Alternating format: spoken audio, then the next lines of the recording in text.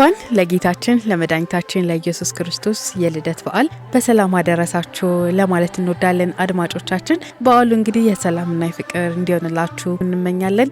በዛሬው ልዩ የበዓል መሰናዷችን በተለይም ደግሞ ያለፉትን 2 እና 3 ዓመታት ገና ሲባል ወይም የልደት በዓል ሲባል በኦርቶዶክሳውያን ዘንድ በስፋት እየተነሳ የሚገኘው የአእላፋት ዝማሬ አንዱ ነው። እንግዲህ የአእላፋት ዝማሬ የዘንድሮን ሳይጨምር ላለፉት 2 ዓመታት በስፋት ሲደረግ እንደነበረ ይታወሳል። ዘንድሮም ለ3ኛ ጊዜ በመስቀል አደባባይ በዓሉ ይደረጋል። ይህንን በማስመልከት እንግዲህ ዛሬ ቆይታ የምናደርግ ይሆናል። በተለይም የአእላፋት ዝማሬ ሲነሳ ዋና አዘጋጆቹ የኢትዮጵያ ጃንደረባው ትውልድ የሚባል አካል እንዳለም የሚታወቅ ነው። ለመሆኑ የኢትዮጵያ ጃንደረባው ትውልድ ምንድን ነው? የአእላፋት ዝማሬን ከሚሰራው በተጨማሪ ሌሎች ምን ስራዎችን እየሰራ ይገኛል? ከዚህም በዘለለ በዚህ ዓመት ይፋ ያደረገውና ባለፈው ሳምንት የተከበረው የአእላፋት ሳምንትም ይጠቀሳል። እነዚህ በአጠቃላይ ስራዎቹ ምንድናቸው የሚለውን ቆይታ እናደርጋለን። እንደ አጠቃላይ የአእላፋት ዝማሬ ከመነሻው ጀምሮ እሳቤው ምን ነበር? በመቀጠልስ ወደ ትግበራ ሲገቡ ምን አይነት ችግሮች አጋጠሟቸው? እንዴት ተፈቱ? በዚህ ዓመትስ ምን አይነት አዲስ ነገሮች ተጨምረዋል? የሚለውንም አብረን የምንመለከት ይሆናል። ከኛ ጋር ቆይታ ያደረጉት ዲያቆን በረከት ስላሴ እሸቱ በኢትዮጵያ ጃንደረባው ትውልድ የስራ አስፈጻሚ ኮሚቴ አባልና የ2018 የአእላፋት ኮሚቴ አባል የሆኑት እንዲሁም ወይዘሪት ቃል ኪዳን ጸጋዬ በኢትዮጵያ ጃንደረባው ትውልድ የስራ አስፈጻሚ ኮሚቴ አባል እንዲሁም የመገናኛ ብዙሃንና የሁነቶች አስተባባሪ በተጨማሪም የ2018 የአእላፋት ዝማሬ ኮሚቴ ምክትል ሰብሳቢ ከሆኑት ጋር ቆይታን አድርገናል። ከነሱ ጋር ያደረግነውን ቆይታ ተከታትለን ተመልሰን እንገናኛለን። መልካም በዓል እንዲሆንላችሁ ተመኘን። እንግዲህ በዋነኝነት ኢትዮጵያ ጃንደረባው ትውልድ አመሰራረቱ የነበረው ሲመሰረተ መሳቢያ አድርጎ የተነሳው ምንድነው ወጣቶችን ወደ ቤተክርስቲያን አገልግሎት ማምጣት፣ ከዛ ባለፈ ደግሞ ወጣቶች በሙያቸው ባላቸው ነገር ቤተክርስቲያንን ለማገልገል ብዙ መንገዶች እንዳሉ ለማሳየትና በእነዛ መንገዶች ውስጥ ሆነው ሁሉም በሙያቸው ቤተክርስቲያን የሚያገለግሉበትን ፕላትፎርም መፍጠር ነበረ። ያንን መሳቢያ አድርጎ ተነስቶ መሰረታዊ የአገልግሎት ፍልስፍናው ደግሞ እነሆ ውሃ የሚል ነው። የሐዋርያት ሥራ ምዕራፍ 8 ቁጥር 26 ላይ የኢትዮጵያዊ ጃንደረባ ታሪክ ተጽፎ ይገኛል። ስለዚህ እዛ ታሪክ ላይ እንደተጠቀሰው ቅዱስ ፊልጶስና ኢትዮጵያዊ ጃንደረባ በሚነጋገሩበት ጊዜ መጨረሻ ላይ እነሆ ውሃ እንዳልጠመቅ የሚከለክለኝ ምንድነው የሚል የተጻፈ ቃል አለ። ከዛ ላይ ተነስተን እኛም የተለያዩ የቤተክርስቲያን አገልግሎቶችን እንዳናደርግ የሚከለክለን ምንድነው ብለን መፍትሄ ተኮር የሆነ አገልግሎትን መስራት ነው። ስለ ቤተክርስቲያን ችግሩ ብዙ ይወራል፣ ብዙ ይነገራል። ቤተክርስቲያን እንደዚህ ሆነች፣ ቤተክርስቲያን በዛ ወጣች፣ በዛ ወረደች ይባላል። ነገር ግን ከመነገር ባለፈ ደግሞ መፍትሄ ተኮር የሆነ ስራ ለመስራት በማሰብ በመነሻነት 10 ፕሮጀክቶችን ቀርጾ ከዛ በኋላ ደግሞ እስካሁን ድረስ 20 ፕሮጀክቶች ድረስ ደርሰን ከ20 በላይ ፕሮጀክቶችን ይዘን በተለያዩ ዘርፈ ብዙ አገልግሎቶችን እያገለገልን እንገኛለን። መነሻ እሳቤውም ይሄ ነበር። እንግዲህ የአእላፋት ዝማሬ ሁነቱም የዝማሬ ከመሆኑ ባሻገር ዝማሬ ደግሞ ለብዙ ምዕመናን ከመቅረቡም ጋር በተያያዘ፣ ሁለተኛ ደግሞ ያሳተፈውም ሰው በጣም ብዙ ስለነበረ፣ ሶስተኛ ደግሞ የነበረው መርሃ ግብር ከምዕመናን ባለፈ ከሀገር ውስጥም ከውጭም ብዙ ትኩረት ያገኘ በመሆኑ ነው እንጂ ገኖ የወጣው የአእላፋት ዝማሬ የኢትዮጵያ ጃንደረባ ትውልድ መሰረታዊ የአገልግሎት እንትን ላይ ያለ ሜጀር ፕሮጀክትም አይደለም። የኢትዮጵያ ጃንደረባ ትውልድ ውስጥ ካሉ 20 በላይ ፕሮጀክቶች መካከል አንደኛው ጃን ያሬድ የተሰኘ ፕሮጀክት ነው። ቅዱስ ያሬድን የሚዘክር የቅዱስ ያሬድ ስራዎች ዜማ ላይ ትኩረት አድርጎ የሚሰራ ግጥም መጽሐፍ፣ መዝሙር መስራት የመሳሰሉትን የኢትዮጵያ ቤተክርስቲያንን የመዝሙር ስርዓት በተከተለ መልኩ እሱን ዋጅቶ የሚሰራ ፕሮጀክት ነው። እዛ ቤተሰብ ውስጥ ያለ አንድ ተጨማሪ ፕሮጀክት ነው አእላፋት ዝማሬ እንጂ ከዛ ስር ያለ ነው እንጂ ራሱ የቻለ ትልቅ ፕሮጀክት አልነበረም። ስለዚህ ለዛ ነው ገን የወጣው የሚመስለኝ። ነገር ግን ሌሎች ፕሮጀክቶች ለምሳሌ ከ23 ፕሮጀክቶች ለምሳሌ ጃን ቂርቆስ የሚባል ፕሮጀክት አለን። ጃን ቂርቆስ ወጣቶች ላይ ዩዝ ላይ የሚሰራና እናቶች ላይ የሚሰራ ነው። አሁን ከረንትሊ ከ7 በላይ ሰንበት ትምህርት ቤቶች ጋር አዲስ አበባ ውስጥ ከሚገኙ ሰንበት ትምህርት ቤቶች ጋር በጋራ በመሆን ቤተክርስቲያን አካባቢ የሚገኙ እናቶችን መርዳት፣ ከዛ በኋላ ደግሞ ፋይናንሽሊ ራሳቸውን እንዲችሉ እያደረግን በዛ ሂደት ውስጥ ደግሞ መንፈሳዊ ትምህርት በመስጠት በማስተማር ንስሐ እንዲገቡ በማድረግ ንስሐ አባት በመያዝ ከዛ ደግሞ ለስጋው ደግሞ እያበቃን ነው። በቅርቡ ደግሞ ከተለያዩ ተጨማሪ ሰንበት ትምህርት ቤቶች ጋር ለመስራት ውይይት እያደረግን እንገኛለን። ሌላ ሁለተኛ ለማንሳት ያክል ጃን ሱባኤ ጉባኤ ለምሳሌ ራሱን የቻለ አንድ ፕሮጀክት ነው። ጃን ሱባኤ ጉባኤ መሰረታዊ ዓላማው ሱባኤ የሚለውንና ጉባኤ የሚለውን ኮንሰፕት አንድ ላይ መርጅ በማድረግ በአጭር ጊዜ ውስጥ ግን ኢምፓክትፉል የሆነ መልእክትን ማስተላለፍና ትውልዱ ቤተክርስቲያንን እንዲያውቃትና እንዲያያት እንዲወዳት ከዛ ደግሞ እንዲያውቃት ለማድረግ ነው አላማው። እሱን እስካሁን ድረስ ኦልሞስት ከ3 ጊዜ በላይ አድርገናል በኛ። ከዛ ባለፈ ደግሞ ከ5 ጊዜ በላይ አድርገናል። 5 ትውልድ አካባቢ ያለን። ከዛ በኋላ ደግሞ ከሰንበት ትምህርት ቤቶች አንድነት ጋር ስምምነት ፈጽመን ደግሞ አሁን በ3 የተለያዩ ሰንበት ትምህርት ቤቶች ላይ ባለፈው ዓመት ተሰጥቷል። ከዛ ደግሞ አሁን ደግሞ ቀጣይ ደግሞ ተጨማሪ እየተወያየንባቸው ያሉ ሰንበት ትምህርት ቤቶች አሉ። እነሱን አካተን በሰፊው እንሰጣለን። ስለዚህ ኢትዮጵያዊ ጃንደረባና ቅዱስ ፊልጶስ ሰረገላው ላይ በጣም ለአጭር ጊዜ ነበረ የቆዩት ታሪኩ እንደሚነግረን። ነገር ግን በዛች አጭር ጊዜ ውስጥ ደግሞ ብዙ መንፈሳዊ ነገር፣ ቁም ነገር ለመጠመቅ የሚያበቃ ኮንቨርሴሽን ያደረጉት በዛ አጭር ጊዜ ውስጥ ነው። ስለዚህ እኛም ቤተክርስቲያንን ውበቷን፣ እውነተኛ መልኳን፣ አስተምሯን ማሳየት ከቻልን ወደ ቤተክርስቲያን አንዴ ካመጣን በኋላ ትውልዱን ቤተክርስቲያን ውስጥ ደግሞ በተለያዩ መዋቅሮች በሰንበት ትምህርት ቤት በሌሎች ማህበራት እኛ ማህበር ውስጥ ቢሆን ደግሞ ገብተው ተጨማሪ ቤተክርስቲያን እያወቁ እንግዲህ ራሳቸውን የሚያሻሽሉበትን መንፈሳዊ እድገት የሚያገኙበትን መንገድ የሚፈጥር ትልቅ ፕሮጀክት ነው። አንድ ለመጨመሪያ ያክል ሶስተኛ ያው ጃን ያሬድ ራሱ አንደኛ ፕሮጀክት ነው። ጃን ያሬድ መዝሙሮች ይሰራል፣ የተለያዩ መርሃ ግብሮችን ያዘጋጃል፣ ቅዱስ ያሬድን ይዘክራል በየአመቱ። ከዛ በተጨማሪ ደግሞ ሁሉም ሰው የሚያውቀው እናንተ የምታውቁትን ያው አእላፋት ዝማሬን ያዘጋጃል ማለት ነው። እነኚህ ትንሽ ናቸው እነኚህ ፕሮጀክቶች፣ አንድ ሶስቱን ነው እንጂ የጠቀስኩት። በጣም ብዙ ኢምፓክትፉል የሆኑ ፕሮጀክቶች ጃን ማተብ ለምሳሌ የቅበተ እምነት ስራ የምንሰራበት ፕሮጀክት ነው። ከሌላ እምነት ያሉ ሰዎችን በማስተማር እኛም ቤተክርስቲያን ውስጥ ሆነው ያሉትን ደግሞ ያው የቅበተ እምነት ስራ ያለውን ማጽናትና ከሌላ ቦታ ማምጣት ስለሆነ ያለውንም በማጽናት ከዚህ ጋር በተያያዘ እንግዲህ የኢትዮጵያ ጃንደረባ ትውልድ የሚሰራቸውን ሌሎች ፕሮጀክቶች ከብዙ በጥቂቱ አሁን በቅርብ የለቀቅነው የኢትዮጵያ ጃንደረባ ትውልድ ምን እየሰራ ነው የሚል ዶኪመንተሪ አለ። እዛ ላይ እንግዲህ በግልጽ ማግኘት ይቻላል።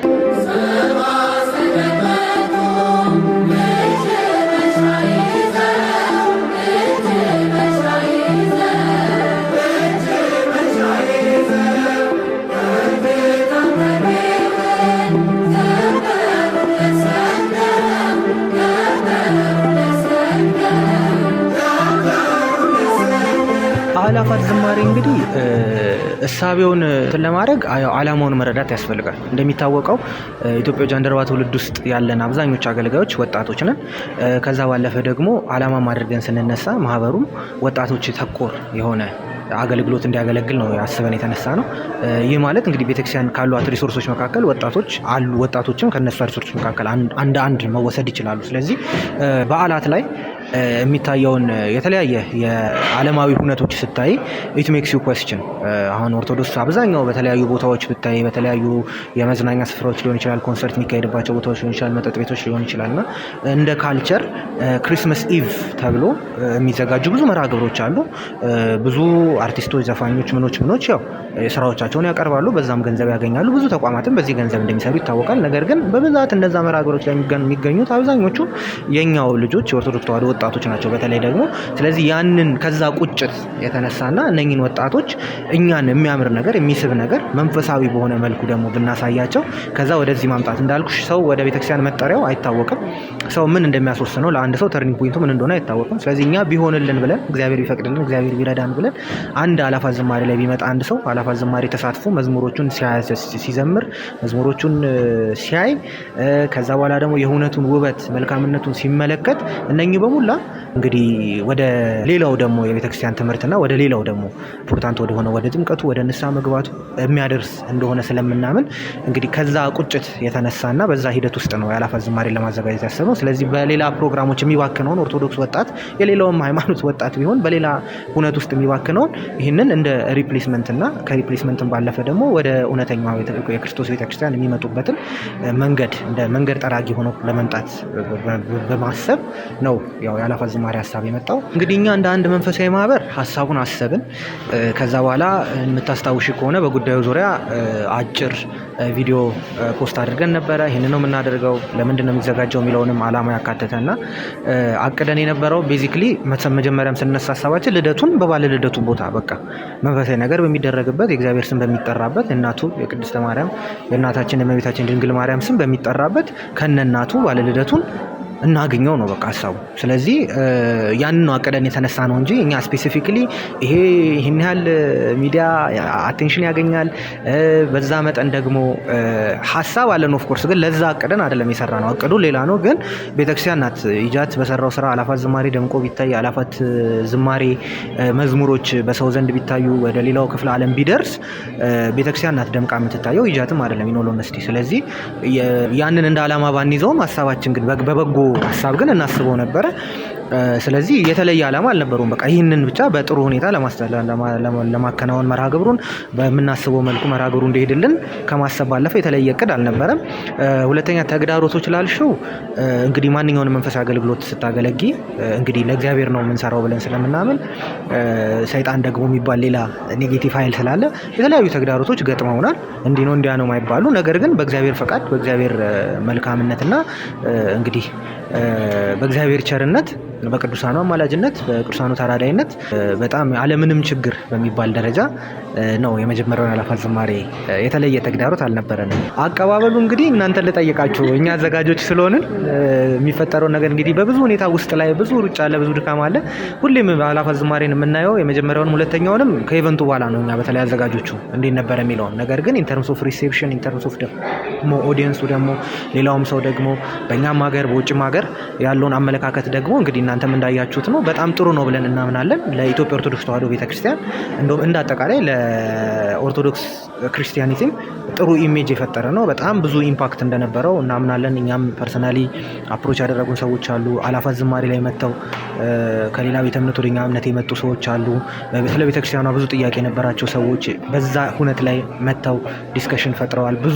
ብዙ በጣም ኢምፓክቱ ከምነግርሽ በላይ ነው። ግን በዋነኝነት ቤተክርስቲያን እንደዚህ ውብ የሆነ ስርዓት እንዳላት ውብ የሆነ ዝማሬ እንዳላት ይህም መርሃ ግብር ደግሞ ገና ሲባል ደግሞ ሌላ ቦታ ከምናሳልፍ ይልቅ የቤተክርስቲያን አገልግሎት በሚደረግበት ከዛም ባለፈ ደግሞ የቃል እግዚአብሔር እያደረግን እየዘመርን እግዚአብሔር እያመሰገንን እየጸለይን በጸሎት እንደምታውቂው መርሃ ግብሩ ሁሌ በምህላ ጸሎት ነው የሚጀምረው። ስለዚህ በጸሎት እግዚአብሔርን እየጠየቅን ምህረት እየለመንን አዘሴም ታይም ደግሞ በዝማሬ እያመሰገንን የምናሳልፍበት መሆኑን ለእኛ ብቻ ሳይሆን ለመላው ዓለም አሳይተናል ብዬ አስባለሁ። ስለዚህ አቀባበሉ ጥሩ ነበረ ብለን ነው የወሰድነው። የመጀመሪያ ዙር አላፋት ዝማሬ ከምዕመኑ የተገኘ ምላሽ በጣም ከጠበቅነው በላይ ነበረ። ያው አላፋት መጀመሪያ ስናዘጋጀው በአይዲያ ነው አይደለ? ገና አላየነውም ሆኖ እስከምናየው ድረስ እና እግዚአብሔር በጣም ረድቶን ከምናስበው በላይ ሆኖ ነው እኛ ራሳችን ያገኘ ነው። ካሰብነው በላይ ከጠበቅነው በላይ አድርጎ ነበረ ያሳለፍነው። ምዕመኑም ምላሹ በጣም ከጠበቅነው በላይ ነበር። በጣም ደስተኛ ነበረ እና በጣም ደስ የሚል ምላሽ ነው ያገኘ ነው። ተወልደ ኢየሱስ በቤተልሔም ዘይሁዳ በቤተልሔም ተወልደ ኢየሱስ በቤተልሔም ዘይሁዳ በቤተልሔም። እንግዲህ አሁን ያው እንደምታውቂው ሶስተኛው አላፋት ዝማሬ ላይ ደርሰናል። እንግዲህ ከዚህ በፊት የመጀመሪያው አላፋት ዝማሬ 2016 ዓ.ም ያደረግነው ላይ እንደ መጀመሪያችንም እንደመሆኑ መጠን በእኛ አቅም በእኛ ልክ የተዘጋጀንባቸው ነገሮች ነበሩ። ከዛ ባለፈ ግን ከመጀመሪያው አላፋት ዝማሬ ሁለተኛው አላፋት ዝማሬ ላይ የቀየርነው ነገር ቢኖር የመድረክ ዲዛይኑ ተቀይሯል። ከዛ ባለፈ የስክሪን ቁጥሮችን ጨምረናል። ምክንያቱም የመጀመሪያው አላፋት ዝማሬ በኋላ የነበረውን አቀባበል በሰው ዘንድ ስላየን በጎ አቀባበል ያንን መሰረት አድርገን ብዙ ሰው ሊመጣ እንደሚችል ከግምት በማስገባት ከቴክኒካል ነገሮች አኳያ ብዙ የቀየርናቸው ነገሮች አሉ። ከዛ ባለፈ ግን እንግዲህ ከመጀመሪያውም ከሁለተኛውም የሶስተኛው አላፋት ዝማሬ ነው ትንሽ ብዙ ለውጥ ያለው። የመጀመሪያው የቦታ ለውጥ ነው። የዘንድሮ 2018 ዓ.ም የአላፋት ዝማሬ መስቀል አደባባይ ነው የሚካሄደው። ከዛ ባለፈ ግን እንግዲህ ቦታው ሲለወጥ ደግሞ ሌሎችም ብዙ የሚለወጡ ነገሮች እንደሚኖሩ ይታሰባል። ለምሳሌ የዘማሪያን ቁጥር ሊጨምር እንደሚችል ኤክስፔክት ይደረጋል። ከዛም ባለፈ ደግሞ የቪአይፒ እንግዶቻችን ቆራቢያን እንደሚሆኑ ከዚህ በፊት አሳውቀናል። ስለዚህ እነሱን በተለየ መንገድ የምናስተናግድበት ሲናሪዮ ይኖራል። ከዛ ባለፈ የሚመጡትን ሰዎች ደግሞ እንግዲህ እንደ ሁል ጊዜው የቦታ ለውጥ ቢኖርም ሌላው ግን ስርዓቱ ሁሉም ነገር አንድ ነው። በቃ ሜጀር የተለወጡ የሚባሉት ነገሮች እነኚህ ናቸው ተብሎ ሊወሰድ ይችላል። በየዓመቱ ያው የአእላፋት ዝማሬ የምስጋና ፕሮግራም ነው። የጌታችን የመድኃኒታችን ኢየሱስ ክርስቶስን ልደት ስፔሻሊ ወጣቶች ልደቱን በማስመልከት የተለያየ ቦታ የምንውል ብዙዎች ስላለን እኛን ለመሰብሰብ አንድ ላይ የተዘጋጀ ፕሮግራም ነው። በየዓመቱ ምን አይነት ልዩነት አለው ከተባለ በየዓመቱ መዝሙሮችን የተለያዩ መዝሙሮችን ነው እያቀረብን ያለ ነው። ቤተክርስቲያናችን እንደምታውቂው በዝማሬውም በምስጋናውም በጣም ባለ ሀብት ናት። ስለዚህ ያሬዳዊ የሆኑ መዝሙሮችን እንዳለ እነሱን የድሮዎቹን ስፔሻሊ የድሮዎቹን አሁን የኛ ዘመን ወጣቶች የረሳናቸውን ለማምጣት እየሞከርን ነው። ስለዚህ አንደኛ ነገር በየዓመቱ የተለያዩ መዝሙሮችን እናደርጋለን።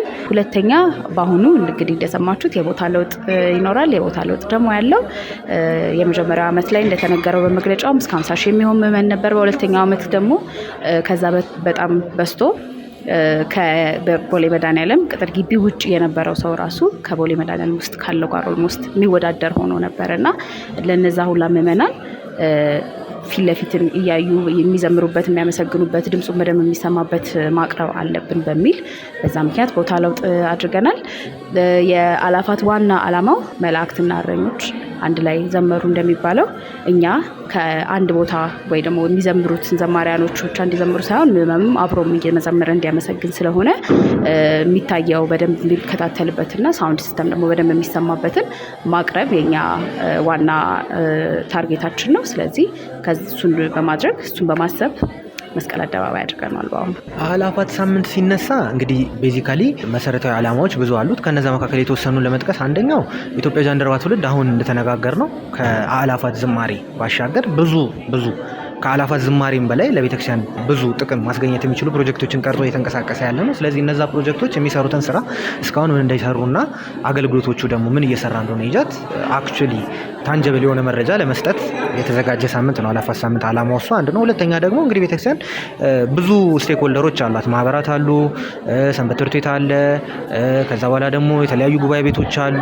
ስለዚህ እነኚህ ሁሉም በአንድ ላይ በመሰብሰብ አንድ ቦታ ላይ በመገኘት ለሰፊው የኦርቶዶክስ ምዕመን አገልግሎቶቻቸውን ማህበራቱ ምን እንደሚሰሩ የሚያስተዋውቁበት ከዛ ባለፈ ደግሞ ኢቭን እርስ በርስ ራሱ ኢጃትም ከሌሎች ማህበር ጋር ያለውን መስተጋብር ሌሎቹም ማህበራት እርስ በርስ ያላቸውን መስተጋብር ለማጽናት የተሰራ ነው። ሶስተኛ ደግሞ በየዓመቱ እንደምናደርገው ያው የህፃናት አእላፋት የምንለው መርሃ ግብር አለን። እሱን መርሃ ግብር ዘንድሮ በሰፊው ለህፃናቱ በሚመች መልኩ በሰፊው ጊዮን ሆቴል ግራውንድስ ነው እንደምታውቂው የሚደረገው ፕሮግራሙ። ስለዚህ ህፃናቱን የሚያስተናግዱ ራሱን የቻለ ለህፃናቱ መንፈሳዊ እውቀትም የሚያገኙበት አዘ ሴም ታይም ደግሞ እንዳይሰለቹብንም ደግሞ አክቹሊ ደግሞ የሚዝናኑበትንም ነገር ያማከለ እነሱ ላይ ትኩረት ያደረገና የአእላፋት ደግሞ የህፃናት አእላፋት ዝማሬ የምንለውን ደግሞ ከዚህ በፊት ሁለቴ እንዳደረግነው ደግሞ ዘንድሮም ሶስተኛውን ለማድረግ በስፋትና ሞር ደግሞ ለነሱ ዌልካሚንግ የሆነ ኤንቫይሮንመንት ለመፍጠር ታስቦ እንግዲህ እነኝን መሰረታዊ 3 ሀሳቦች የያዘ ነው። ከዚህ በተጨማሪ ደግሞ እንግዲህ ቤተክርስቲያን ብዙ የቤተክርስቲያን ባለውለታዎች አሉ እስካሁን ሲዘከሩ ይኖሩ እኛም ደግሞ ልንዘክራቸው የምናስበው ወደፊት የሚዘከሩ ይኖራሉ። ለምሳሌ ታኅሳስ 5 እንደምታስታውሹ የበኩረ መዘምራን ኪነ ጥበብን የምስጋና መርሃ ግብር አዘጋጅተን ነበር እንደ ማህበር። ከዛ ባለፈ በዚህኛው ደግሞ በፎረም ዊኩ ላይ ደግሞ የመልአከ ብርሃን አድማሱ ጀንበሬ የተለያዩ ስራዎች ይዳሰሳሉ፣ ጥናታዊ ጽሁፍ ይቀርባል። ከዛ ባለፈ ደግሞ ኢንተርናሽናል ደግሞ ስፒከርስ የሆኑ ለቤተክርስቲያኑ ሀሳብ ያላቸው ከረንትሊ ዓለም ላይ ባሉት የዓለሙ ሬቶሪኮችን ማለት እንችላለን እነሱና የኦርቶዶክስ እይታ ከዛ አንጻር ምንድን ነው የሚሉ ነገሮችን እንግዲህ የሚዳሰሱበት ደግሞ ራሱን የቻለ ትልቅ ፎረም ይኖረዋል። ስለዚህ ዓላማው በጣም ሰፊ ነው። የተነሳ ነውም እንግዲህ በእነኚህ ደግሞ ለቤተክርስቲያን ደግሞ ትንሽ ብንረዳ ብናግዝ ብለን ነው ማለት ነው።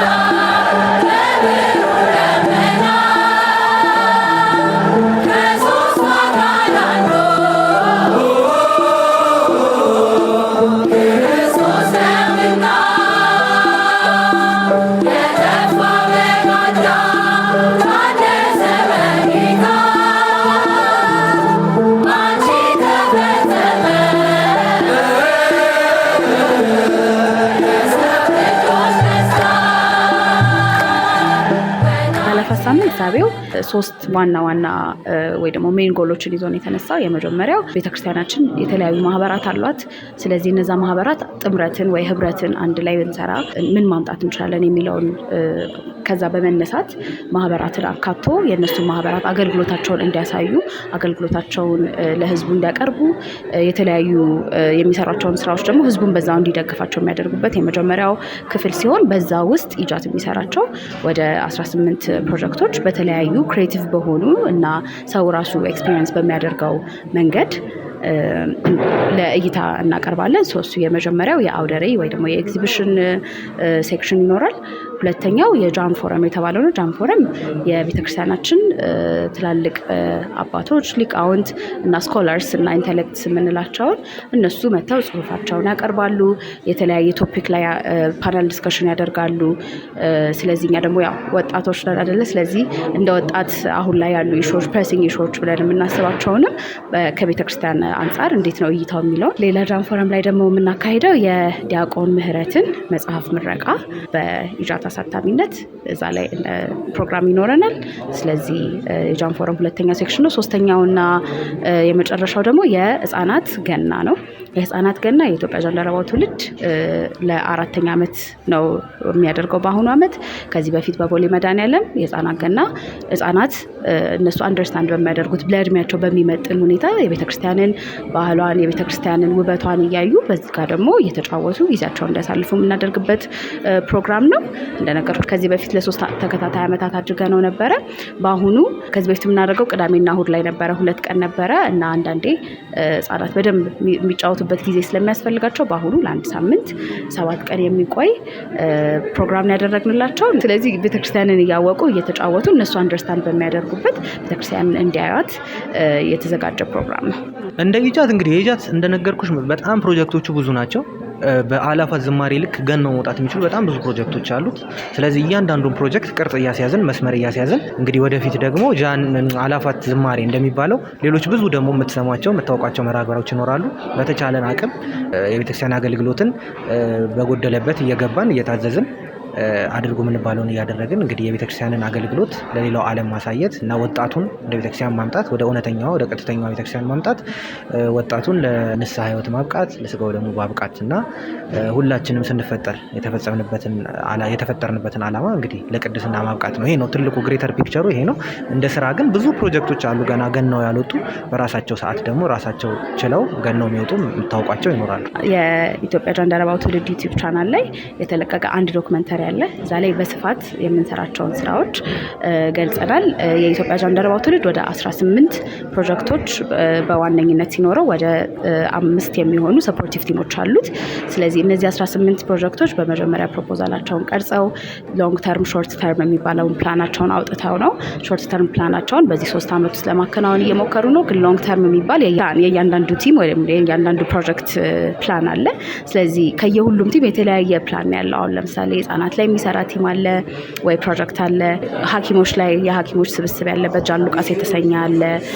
መምህራን ተተኪ መምህር አለ። ቤተክርስቲያን ተተኪ መምህራን የሚሆኑ ዲያቆናት ላይ የሚሰራ ጃን እስጢፋኖስ እና ጃን ፊሊጶስ የሚባሉ ፕሮጀክቶች አሉና ሁሉም ፕሮጀክቶች በሰፊው ይሄንን የየራሳቸውን መንገድ ተከትለው በሰፊው ለህዝቡም ለመድረስ ከዛ ደግሞ የቤተክርስቲያንን ችግሮች ወይ ደግሞ ያየናቸውን ነገሮች መፍትሄ የኛ ዋና የኢትዮጵያ ጃንደረባ ዋና መርህ እነሆ ውሃ ስለሆነ ችግሮች የሚባሉትን አይደንቲፋይ አድርገን እነሆ መፍትሄው ይሄ ነው ብለን ማቅረብ ነውና በዛ መሰረት ሁሉም ፕሮጀክቶች ትልቅ ስራ ለመስራት አቅደዋል። ምንም በጣም እናመሰግናለን ስለጠየቃችሁን። የ2018 ዓመተ ምህረት የጌታችንና የመድኃኒታችን ኢየሱስ ክርስቶስ የልደት በዓል መልካም እንዲሆን ለሁሉም የኢትዮጵያ ኦርቶዶክስ ተዋሕዶ ክርስቲያኖች መልእክት ለማስተላለፍ እንፈልጋለን። የኢትዮጵያ ጃንደረባ ትውልድንም አገልግሎት እንግዲህ እስካሁንም እየደገፉ ያሉ አሁንም መደገፍ የሚፈልጉ ወደፊትም ሊደግፉን የሚያስቡ ሁሉ ከድጋፍ ሁሉ የሚበልጠው ያው ጸሎት ስለሆነ ሁሉም በጸሎት እንዲያስበን ከዛ ባለፈ ደግሞ እንግዲህ አገልግሎቱን ለመደገፍ በተቻለ አቅም ሁሉም ሰው እንዲረባረብ ጥሪ እናቀርባለን። ለመላው የክርስትና እምነት ተከታዮች እንኳን እንኳን አደረሳችሁ ለማለት እንወዳለን። ያዘጋጀናቸውን ፕሮግራሞች መታችሁ እንድታዩ በክብር እንጠይቃለን። ለአላፋት ዝማሬም በሰላም ያገናኘን። አድማጮች በድጋሚ እንኳን አደረሳችሁ ለማለት እንወዳለን። እንግዲህ ዛሬ ባደረግነው ቆይታ የኢትዮጵያ ጀንደረባው ትውልድ ከአላፋት ዝማሬ በተጨማሪ የሚሰሩትን ሌላዎችን ስራዎች እንዳወቃችሁበት ተስፋ እናደርጋለን። እንዲሁም ስለ አላፋት ዝማሬ ከእሳቤው ጀምሮ እስከ ትግበራ ያለውን በመሀል ያጋጠማቸውን ችግር እንዳወቃችሁበትም ተስፋ እናደርጋለን። በዓሉን ለምታከብሩ ለሁላችሁም ለክርስትና እምነት ተከታዮች እንኳን አደረሳችሁ ለማለት እንወዳለን። መልካም በዓል ይሁንላችሁ።